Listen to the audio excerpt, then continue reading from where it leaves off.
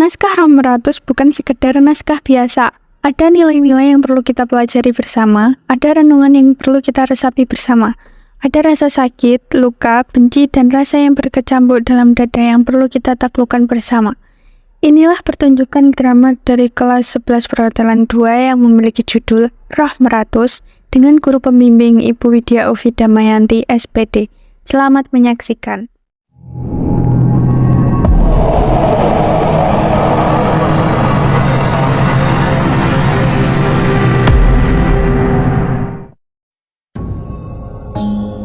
Siluet malam hari. Terdapat karakter sosok Roh Meratus yang masuk ke dalam mimpi Sambo.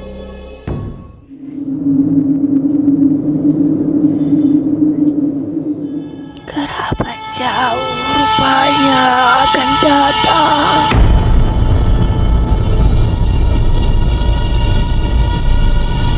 Santapan nikmat ketika kau menepis tatapanku.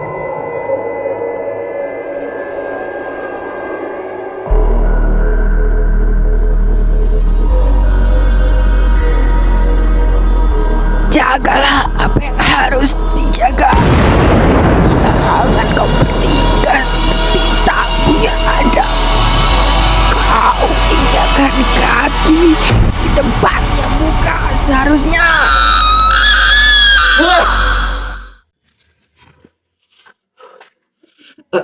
Apa yang terjadi? Aku tadi bermimpi apa? Konyol. Mimpi macam apa yang hadir tidak diharapkan? Sambo melanjutkan tidurnya dan menghiraukan mimpi yang didapat malam itu. Terlihat Sambo, Budir, Rojik, dan Mamat bergegas menghampiri ruangan bos yang memanggil mereka untuk menambah proyek kerja. Ini adalah momen yang sangat tepat untuk membagi tugas proyek besar kepada kalian. Sudah ada relawan yang rela memberi tumpangan kendaraan gratis untuk memfasilitasi kinerja kalian. Silahkan kalian mulai mengemasi barang dan pakaian kalian. Untuk proyek pembelahan lahan yang akan dijadikan perkebunan sawit di hutan Meratus. Pemberangkatan kalian akan diatur 1 minggu setelah ini. Tugas kalian, berilah tanda silang pada pohon liar yang mengganggu proses pembentukan lahan di sana. Tuntaskan seluruhnya hingga luas yang telah disepakati. Kalian dilarang kembali sebelum menuntaskan pekerjaan ini. Bos, hanya 4 orang saja. Bagaimana dengan rekan kami yang lainnya? Apakah mereka akan bersantai? Mendengar ucapan tersebut, bos mulai sedikit tersulut emosi. Jika tidak mau mengambil tugas ini, silakan saja. Asal besok, kau jangan berharap bisa menginjakkan kembali kakimu di sini. Bos meninggalkan ruangan dengan amarahnya. Payah. Keempat pekerja tersebut terlihat bersantai dan sedikit menyinggung permasalahan Mamat dengan bos mereka. Beraninya kau berbicara seperti itu di depan bos. Bisa-bisanya kau setelah ini tidak akan mendapat gaji. Ini itu proyek besar. Pastinya uangnya didapat juga besar. Ya, jangan banyak berpikir jelek. Ini hanya tentang kami dan gaji. Tentunya pekerja lain diberikan tugas yang berbeda. Proyek ini bukan tentang tugas kita saja, Mat. Ya sudah, aku pergi dulu. Besok kita berangkat. Apa yang dipikirkan? Aneh sekali. Entahlah Sambo berlajar memakan diri. Setibanya mereka di hutan, Mamat dan Rojik bertugas lebih awal untuk mengukur lahan. Tak disangka, Mamat masih dengan rasa kecewa dan enggan untuk bekerja. Rojik yang sedang sibuk memberi tanda silang pada pohon di hutan mendengar dengan samar suara Mamat. Namun Rojik menghiraukan dan merasa ada yang janggal. Loh, Mat, kamu di mana? Mamat, kamu di mana, Mat? Aduh, hutan sialan. Mamat si ceroboh itu. Apakah dia diambil? Parah. Mamat hilang. Kini Rojik memberikan kabar kehilangan Mamat pada temannya. Mereka semua telah mencari keberadaan Mamat, namun Mamat tidak ditemukan. Mamat hilang secara mendadak. Keberadaannya tidak dapat ditemukan saat ini. Mamat tidak kunjung ditemukan. Kini Mamat dinyatakan meninggal. Sudah 1 minggu sejak kabarmu kehilangan Mamat, kini berganti Rojik yang mengalami demam seperti masuk angin setelah kejadian tersebut. Kalau kamu masih merasa mual, katakan saja sih. Oi, Dir. Biarkan Rojik menenangkan diri terlebih dahulu. Kasihan dia dari banyak bicara, dan untuk dia lemas. Mas, ayo, mari ikut aku.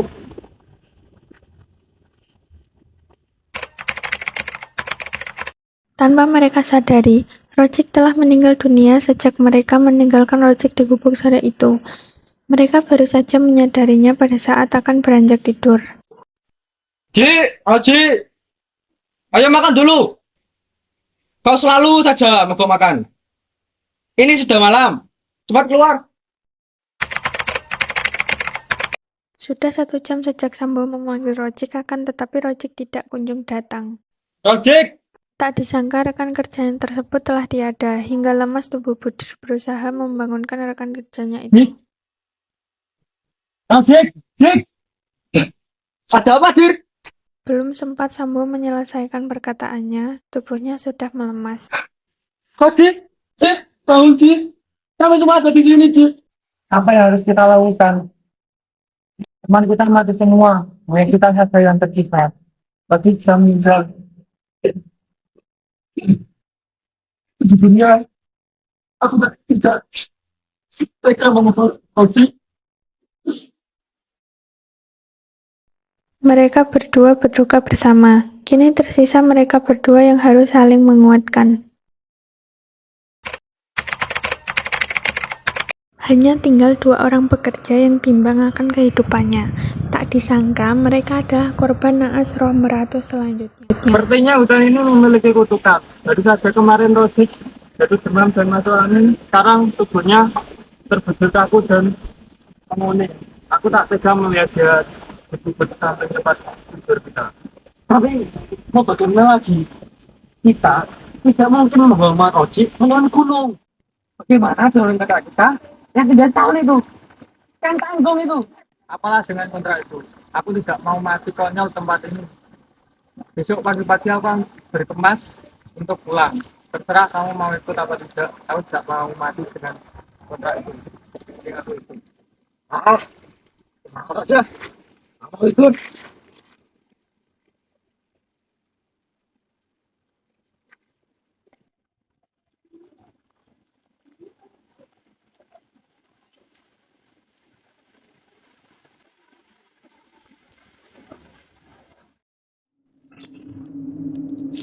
Budir dan Sambo adalah yang tersisa dari regu ekspedisi beranggotakan 4 orang.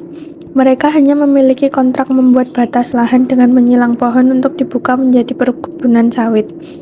Naas, satu persatu dari mereka meninggal dunia dalam keadaan menderita. Tahun ini, Rojik yang meninggal sehingga tersisa mereka berdua.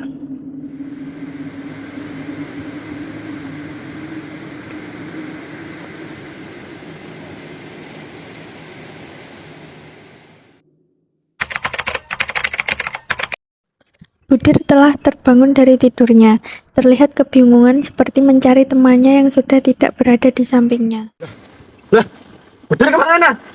Dia beneran ke desa. Hah?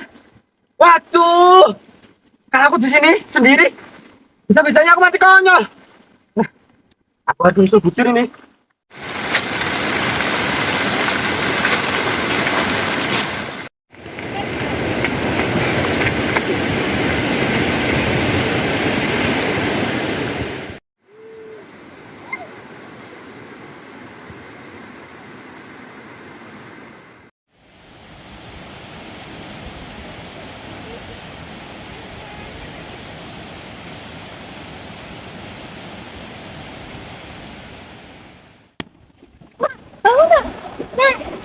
Badannya panas, sepertinya ini bukan penyakit biasa. Harus segera ke rumah tetua.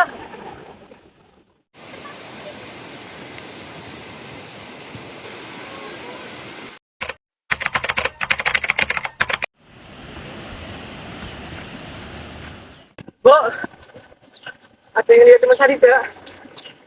Wah, naturan kamu sama. Loh, dia sedang mencari temannya. Seperti buktinya orang yang dia cari, orang yang kita tolong tadi. Sekarang teman saya gimana, Bu? Teman kamu ada di rumah ketua. Mari kami antar. Mari, Bu.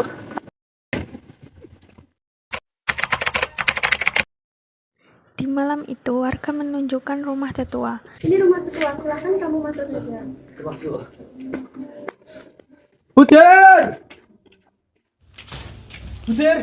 Budir terlihat terbujur kaku di samping tetua. Kita ini. Memang blender yang terkutuk, Budir. Ya, kamu lama udah malah seperti ini karena olah perbuatan sendiri di hutan belangeran ini. Tertua. Tolong saya, tertua. Saya tersiksa. Tetua sangat merasa iba akan kondisi pemuda yang naas ini. Hanya tersisa Sambo di antara teman-temannya yang malang lainnya. Enggak tahu maksud kalian di hutan belangeran ini. Tapi lihatlah keadaan manusia merasa ini karena orang merasa terasa terganggu. Lalu apakah saya akan seperti teman saya nih, Tua? Roh 500. Sadar udah, jangan ulang seperti ini. Jangan berkah kontak seperti ini karena roh 500 merasa murka. Jagalah kondisimu. Ternyata sebelum Budir dan Sambo datang, Tetua telah menyadari situasi tersebut. Tetua telah menyiapkan ramuan penenang untuk menyambut kedatangan mereka. Akan tetapi, Budir yang datang pertama telah dalam keadaan meninggal dunia. Setibanya Sambo di rumah Tetua, Tetua segera memberikan ramuan tersebut kepada Sambo agar situasi tidak semakin memburuk. Bu, marilah Bu. Tolong ambilkan teh yang saya siapkan tadi. Baik, Pak.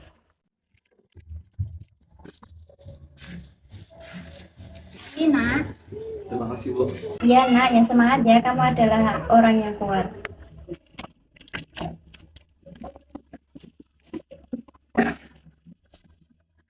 Apakah saya juga akan bernasib sama dengan teman saya, Tetua? Jika kamu beruntung, kamu punya beberapa jam lagi untuk selamat. Tenanglah dirimu. Kita harus mencari ular kecil yang bergelara ke arah matahari terbit. Dengan itu agar kamu selamat. Baiklah, Tetua. Tetua dan Sambo bergegas menuju belantara untuk mencari ular teduh yang akan digunakan sebagai obat untuk menyelamatkan Sambo. Apakah ular teduh bisa menyelamatkan hidup saya, Tetua? Tidak menyelamatkan. Izin sekali, Tetua. Butuh istirahat. Tenanglah diri.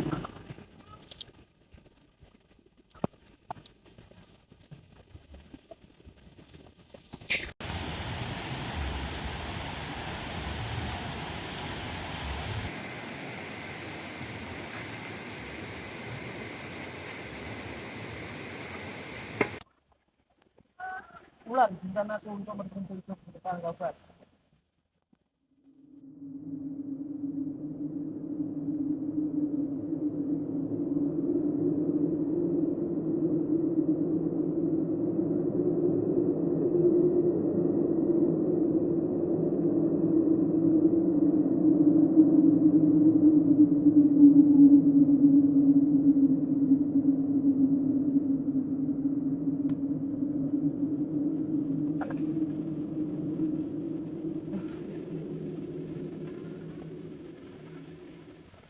Terima kasih Ketua telah membantu saya Ketua. Terima kasih Ketua. Terima kasih Ketua.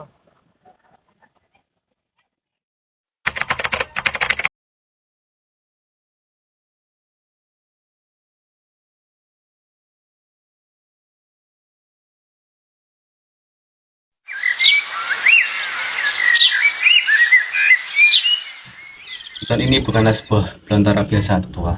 Tawanan hutan ini merasa terganggu atas kehadiran kalian. Roh merata sudah menurut visa ke tubuh kalian. Sayangnya teman kalian tidak dapat diselamatkan. Itu peta kalian yang aku ambil data transfer kamu. Ternyata kalian sudah memasang patok-patok untuk diberikan bahan tanda silang untuk pohon yang karena kalian tebang. Dan wilayah ini, wilayah yang termasuk kalian tandai patok-patok itu. Saya sadar, ini salah, Tetua. Izinkan aku untuk mengikutimu dan melindungi tempat ini sebagai permintaan maafku terhadap Buddha. Baiklah, Namuda. Terima kasih banyak ketua.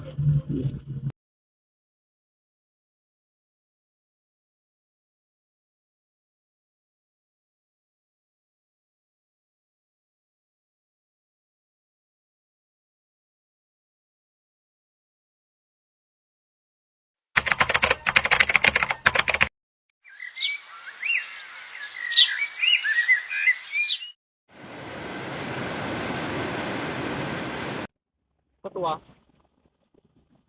saat kembali nanti, aku akan menyampaikan kepada seluruh rekanku bahwa menjaga kesopanan dan tutur kata di depan asing itu sangat penting. Saya akan mengajarkan kepada mereka bagaimana cara mencintai alam dengan baik. Saya tidak ingin mereka mengambil jalan yang salah dan menjadi korban selanjutnya.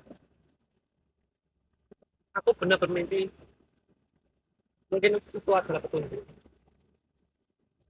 Dan saya rasa itu memang benar. Itu bangga pada manusia. Kontrak dari kesalahan dan kebaikan. Ini pembelajaran bagi terlibat melangkah. Memang benar. Dimanapun kita berada dan kapanpun kita menginjakkan kaki di tempat asing. Adab dan tutur kata yang harus kita jaga. Semoga kita semua senantiasa dilindungi oleh Tuhan Yang Maha Kuasa.